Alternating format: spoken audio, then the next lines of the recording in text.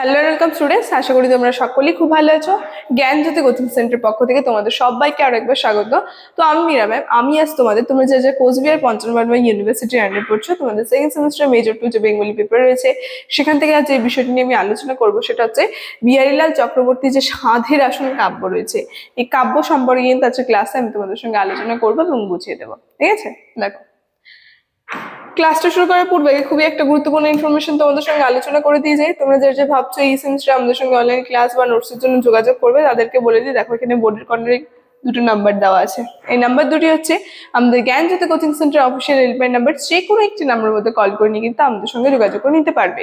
তার সঙ্গে তোমাদের বিভিন্ন সেমিস্টার কোর্স ফি কি আছে সেটা বলে দিচ্ছি। যারা মেজর কোর্সে আছে তাদের জন্য কোর্স ফি আছে 1199, আর যারা মাইনর কোর্সে রয়েছে তাদের জন্য কোর্স ফি আছে 699।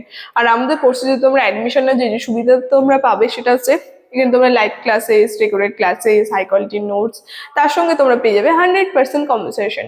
এই সবগুলো সুবিধা কিন্তু তোমরা একসাথে পেয়ে যাচ্ছ। ঠিক আছে, এই ইনফরমেশন দেওয়া ছিল। এখন আমি ক্লাসের আলোচনায় চলে যাচ্ছি। দেখো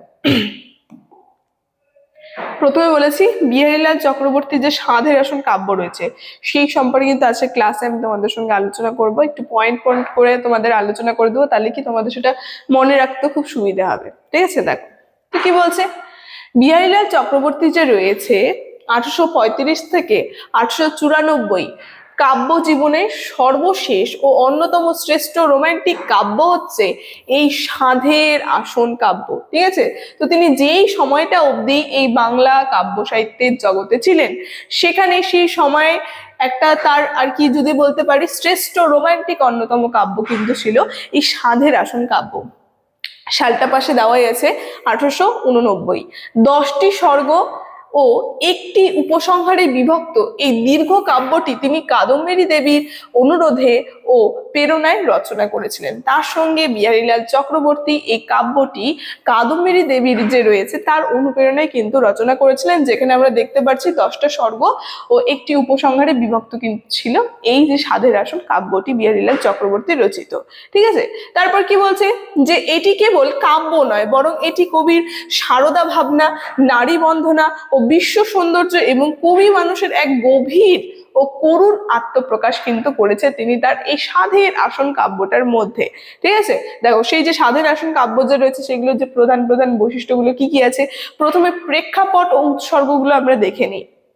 কি বলছে যে ঠাকুর বাড়ির বধূ কাদম্বিনী দেবী বিহারীলালের সারদা মঙ্গল পড়ে মুগ্ধ হয়ে তাকে একটি সুদৃশ্য আসন উপহার দেন, যেখানে যাতে তিনি 3টি পংক্তি লেখা ছিল সেই আসনের অনুপ্রেরণায়, এবং কাদম্বিনী দেবীর অকাল প্রণয়নের পর এই স্মৃতিকে অমর করে রাখতে কবি এই কাব্যটি কিন্তু রচনা করলেন। তাহলে এই কাব্যটি কি করে, কার প্রেরণায়, কেন তিনি কাব্যটি রচনা করেছেন, তার যে মেইন যে ভিত্তিটা সেটা কিন্তু এখানে বলে দেওয়া হলো। ঠিক আছে, কাকে উৎসর্গ করে ঠিক আছে এই কাব্যটি তিনি রচনা করেছিলেন। তারপর দেখো পরে কি বলছে, কি বলছে সারদা ভাবনা ও নারী বন্ধনা। এই কাব্যটার আরেকটা বলতে পারি আমরা, এটা মেন পয়েন্ট হচ্ছে সারদা বন্ধনা, তার সঙ্গে নারী বন্ধনা।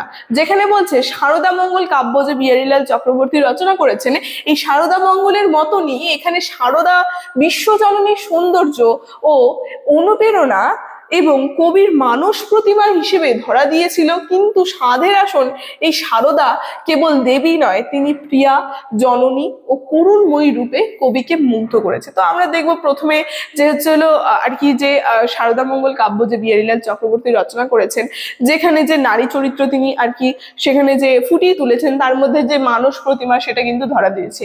কিন্তু এইখানে আমরা সাধের আসন কাব্যের মধ্যে দেখবো যে আর কি রয়েছে, তিনি যে নারী চরিত্র যে ধরা মানে ফুটিয়ে তুলেছেন, সেটা হচ্ছে কবিকে একটা করুণাময় রূপে কিন্তু মুগ্ধ করেছিল সেই নারী।